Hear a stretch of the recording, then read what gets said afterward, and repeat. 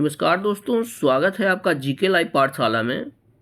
Uttar Pradesh police री exam के लिए हम लोग सामान्य अध्ययन का सीरीज शुरू किए थे। इसी कड़ी में आपका अगला लेक्चर है, तो प्लीज़ आप लोग वीडियो को लाइक कीजिएगा, चैनल को सब्सक्राइब करना न भूलिएगा। चलिए ज़्यादा बात न करते हुए शुरुआत करते हैं पहले क्वेश्चन से लेकर। टेलीग्राम चैनल पर आप लोग जरूर जुड़िए, क्योंकि वहाँ पर जो है PDF इसका पड़ गया है। आंसर की थोड़ी देर बाद ये वीडियो अपलोड होते ही पड़ जाएगी। टेलीग्राम का लिंक आपके डिस्क्रिप्शन बॉक्स में दिया गया है। पहला क्वेश्चन है, भारत ने किस देश के साथ कृषि क्षेत्र में सहयोग हेतु समझौता ज्ञापन पर हस्ताक्षर किया है? जवाब हो जाएगा ऑप्शन सी, यह जो है मालदीव के साथ हुआ है। ऑप्शन यहां से सी सही हो जाएगा। अगला प्रश्न दिया गया है, हाल ही में भारत के किस केंद्रीय मंत्रालय ने PM यशस्वी योजना शुरू की है?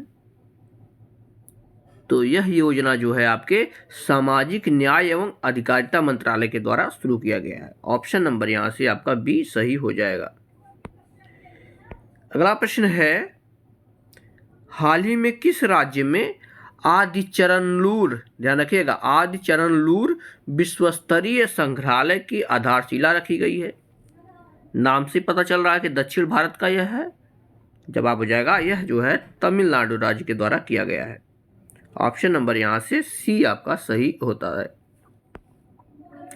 नेक्स्ट क्वेश्चन दिया गया है, निम्नलिखित में से नंद वंश का अंतिम शासक कौन था? तो आपको पता है नंद वंश का अंतिम शासक जो था आपका घनानंद था, जिसे पराजित करके जो है मौर्य वंश की स्थापना की गई थी। ऑप्शन नंबर यहां से ए सही हो जाएगा। नेक्स्ट क्वेश्चन, निम्नलिखित में से कौन कनिष्क के राजवैद्य थे? तो कनिष्क के दरबार में बहुत ही अच्छे राजवैद्य थे, जिनका नाम था आपका चरक था, जिन्होंने चरक संहिता की रचना की है। बार बार चरक संहिता के बारे में पूछा भी जाता है। नेक्स्ट क्वेश्चन दिया गया है, कुतुब मीनार का नाम सूफी संत किनके नाम पर रखा गया है? तो ये भी सिंपल सा क्वेश्चन है। जवाब हो जाएगा ख्वाजा कुतुबुद्दीन बख्तियार काकी के नाम पर जो है इनका कुतुब मीनार का नाम कुतुब मीनार रखा गया है। ऑप्शन नंबर यहां से आपका सी सही हो जाता है। अगला प्रश्न है, शेर शाह सूरी का मकबरा कहां पर स्थित है? इसका जवाब बन जाता है ऑप्शन ए, यह जो है सासाराम बिहार में एक तालाब के अंदर बनाया गया है शेर शाह सूरी का मकबरा। ऑप्शन यहां से ए सही हो जाएगा। अगला प्रश्न है, भारत में रैयतवाड़ी व्यवस्था की शुरुआत किसने की थी?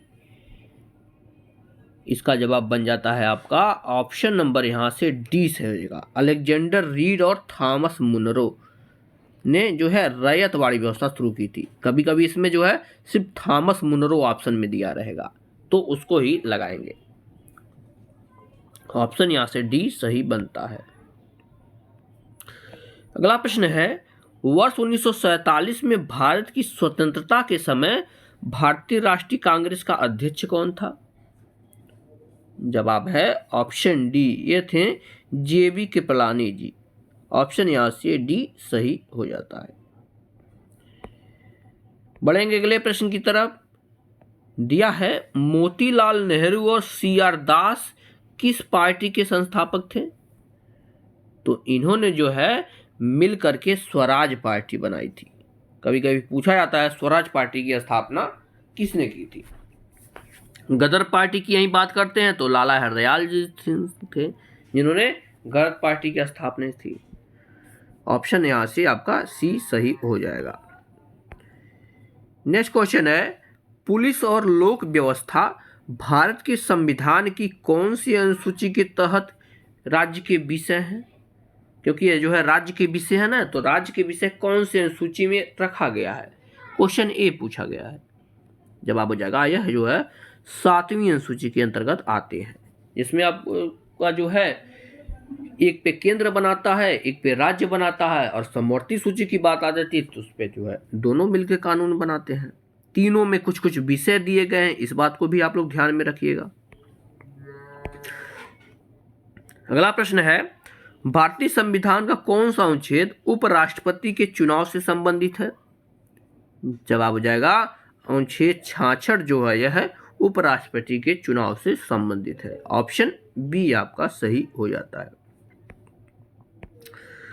अगला प्रश्न है, लोकसभा में विपक्ष के प्रथम नेता कौन थे? 13वां प्रश्न। जवाब है आपका ऑप्शन नंबर यहां से बी है, ए.के. गोपालन है। ठीक है ना, कौन है? ए.के. गोपालन। अगला प्रश्न है, कौन सा क्षेत्र भू प्रॉपर्टी यानी क्रस्ट और आच्छादन मेटल को पृथक करता है? आपको पता है क्रस्ट मेटल कोर 3 भागों में विभाजित किया गया है, तो क्रस्ट और मेटल के बीच की जो पट्टी है उसके बारे में पूछा गया, उसका नाम क्या है? जवाब हो जाएगा ऑप्शन नंबर यहां से ए सही होगा। इसे मोहो बोलते हैं। क्या बोलते हैं? मोहो। ऑप्शन ए सही होता है। अगला प्रश्न है, विश्व की सबसे गहरी झील कौन सी है? इसका जवाब बन जाता है आपका ऑप्शन बी, बैकाल झील है विश्व की सबसे गहरी झील। यही मीठे पानी की बात करते हैं झील की, तो जो है सुपीरियल झील का नाम आ जाता है। यह भी क्वेश्चन बहुत बार पूछा गया है। नेक्स्ट क्वेश्चन दिया गया है, प्योंगयांग कहाँ की राजधानी है? कई बार ये भी क्वेश्चन पूछा गया है, तो ध्यान में रखेंगे सऊदी अरेबिया की राजधानी जो है प्योंगयांग है। ऑप्शन यहां से आपका माफ कीजिएगा उत्तर कोरिया की राजधानी है प्योंगयांग। ऑप्शन यहां से बी आपका सही हो जाता है। अगला प्रश्न है, छत्तीसगढ़ स्थित अमरकंटक पठार में निम्नलिखित में से किस खनिज का प्रचुर भंडार उपलब्ध है? 17वां प्रश्न है। जवाब हो जाएगा यहाँ पर जो है बॉक्साइट का भंडार बहुत अधिक मात्रा में उपलब्ध है छत्तीसगढ़ के अमरकंटक पठार पर। ध्यान रखिएगा, ये भी क्वेश्चन आपके पेपर में छप सकता है। अगला प्रश्न दिया गया है, निम्नलिखित में से कौन सी एशिया की सबसे बड़ी खारे पानी की झील है? खारे पानी की यहाँ बात हो रही है। जवाब हो जाएगा यह जो है चिलिका झील है, खारे पानी की सबसे बड़ी झील। ऑप्शन यहां से डी सही होता है। नेक्स्ट क्वेश्चन है, भारत में किस शहर को महलों का शहर के नाम से जाना जाता है? यानी सबसे ज्यादा वहां महल होंगे तभी तो महलों का शहर कहा जाता है। जवाब हो जाता है ऑप्शन बी, कोलकाता को जो है महलों का शहर कहा जाता है। ऑप्शन नंबर यहां से बी सही है। और आप लोग कमेंट में जवाब दीजिएगा पिंक सिटी किसे कहते हैं। जवाब इसी ऑप्शन में है, आप लोग देख कर बताइए पिंक सिटी किसे कहते हैं। कई बार ये भी प्रश्न पूछा गया है। नेक्स्ट क्वेश्चन है, भारत में प्रथम पंचवर्षीय योजना का प्रारंभ कब हुआ था? तो सिंपल सा ये भी क्वेश्चन है। जवाब हो जाएगा 1951 में जो है प्रथम पंचवर्षीय योजना की शुरुआत हुई थी। ऑप्शन यहां से डी आपका सही बनता है। अगला प्रश्न दिया गया है, निम्नलिखित में से किसने भारत का केंद्रीय बजट सर्वाधिक बार प्रस्तुत किया है? तो बजट प्रस्तुत करने की अगर बात करते हैं तो सबसे ज्यादा बजट पेश करने वाले आपके मोरारजी देसाई जी। ऑप्शन यहाँ पे आपका सी सही हो जाएगा। यही प्रथम बार की बात करते हैं तो वहां जो है सन्मुख सी चट्टी का नाम आ जाता है, इसे भी ध्यान में रखिएगा। नेक्स्ट क्वेश्चन दिया गया है, कब संयुक्त प्रांत का नाम बदलकर उत्तर प्रदेश कर दिया गया था? तो आपको पता है उत्तर प्रदेश पहले संयुक्त प्रांत के नाम से जाना जाता था, लेकिन 24 जनवरी 1950 के बाद जो है इसका नाम बदलकर जो है उत्तर प्रदेश कर दिया गया है। ऑप्शन आपका यहां से बी सही हो जाएगा। नेक्स्ट क्वेश्चन है, चंद्रप्रभा वन्य जीव अभयारण्य उत्तर प्रदेश के किस जिले में स्थित है? इसका जवाब बनता है आपका ऑप्शन नंबर यहां से बी, यह जो है चंदौली जिले में स्थित है। यहां से ऑप्शन बी सही हो जाता है। नेक्स्ट क्वेश्चन, उत्तर प्रदेश के निम्नलिखित में से किस जिले में केंद्र सरकार की अफीम की फैक्ट्री स्थित है? तो आपका जो है अफीम की फैक्ट्री उत्तर प्रदेश में सिर्फ एक ही अफीम की फैक्ट्री लगी हुई है, वह जो आपके गाजीपुर में लगी है। ठीक ना, कहाँ लगी है? गाजीपुर में। और अफीम की खेती के लिए गाजीपुर और बाराबंकी दोनों जाना जाता है, इस बात को भी आप लोग ध्यान में रखिएगा। नेक्स्ट क्वेश्चन है 1924 में संयुक्त प्रांत, जो कि वर्तमान में उत्तर प्रदेश है, कि किस शहर में संपूर्ण भारत से क्रांतिकारियों की बैठक बुलाई गई थी? जवाब हो जाता है ऑप्शन डी, कानपुर में बुलाई गई थी। ऑप्शन यहां से डी सही हो जाता है। अगला प्रश्न दिया है, चंदेल शासन के दौरान उत्तर प्रदेश के निम्नलिखित में से कौन सा क्षेत्र जेजाक भुक्त या जयहोटी के नाम से जाना जाता था? जेजाक भुक्त ध्यान में रखिएगा, क्वेश्चन आपके पेपर में छप सकता है, क्योंकि उत्तर प्रदेश स्पेशल से क्वेश्चन है। जवाब हो जाएगा बुंदेलखंड क्षेत्र की यहां पर बात हो रही है। Option B, Bundelkhand. Next question है, उत्तर प्रदेश के मुख्य लोकगीत कौन कौन से हैं? जवाब है आपका ऑप्शन डी, बिरहा है, चैती है और ढोला है। ये सब जो है उत्तर प्रदेश के प्रमुख लोकगीत है। ऑप्शन यहां से डी सही हो जाता है। नेक्स्ट क्वेश्चन है, कौन सा गीत राधा और कृष्ण के देवत्व का गुणगान करता है? यानी राधा और कृष्ण के बारे में इस गीत में बताया जाता है। जवाब हो जाता है आपका ऑप्शन सी, रसिया में किया जाता है। ऑप्शन यहां से सी सही है, जो कि ब्रज क्षेत्र में किया जाता है, रसिया। अगला प्रश्न है, उत्तर प्रदेश में संपूर्णानंद संस्कृत विश्वविद्यालय कहां पर स्थित है? इंपॉर्टेंट क्वेश्चन है ये भी। इसका जवाब है ऑप्शन बी, यह जो है आपके कानपुर में स्थित है, संपूर्णानंद संस्कृत विश्वविद्यालय। अगला प्रश्न है, रेडियो द्वारा उत्पादित ध्वनि से क्या बढ़ती है? जवाब हो जाता है आपका ऑप्शन नंबर यहां से ए रहेगा। रेडियो द्वारा उत्पादित ध्वनि आयाम बढ़ने से इसकी ध्वनि बढ़ती है और घटने से घट जाती है। ये आपका सही जवाब बन जाएगा।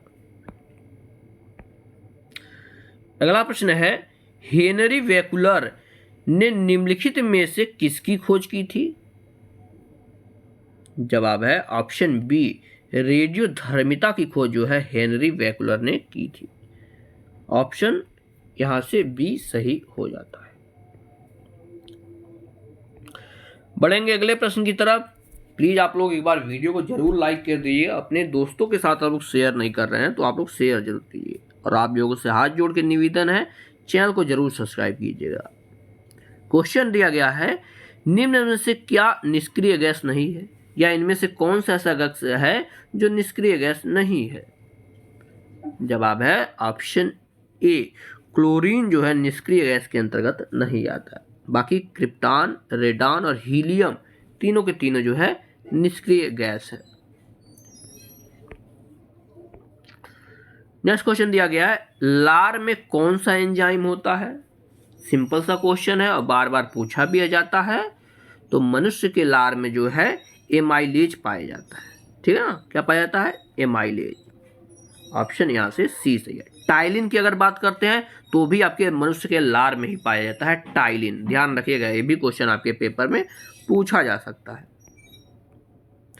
अगला प्रश्न है, प्रकाश संश्लेषण के उत्पादों को पत्तियों से पौधों के अन्य भागों में किसके माध्यम से ले जाया जाता है?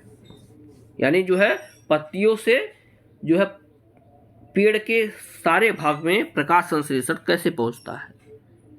जवाब है ऑप्शन सी, फ्लोएम के माध्यम से पहुंचता है। और ये क्वेश्चन कई बार पूछा गया है बायोलॉजी से, कई बार एक क्वेश्चन छपा है, तो आप लोग इसे जो है इंपॉर्टेंट में रखेंगे। अगला प्रश्न है, कंचनजंगा बायोस्फीयर रिजर्व निम्नलिखित में से किस राज्य में स्थित है? तो जहां पर कंचनजंगा पर्वत होगा वहीं पर स्थित है। जाहिर सी बात है, इसका ऑप्शन बी से होगा, क्योंकि यह सिक्किम में स्थित है।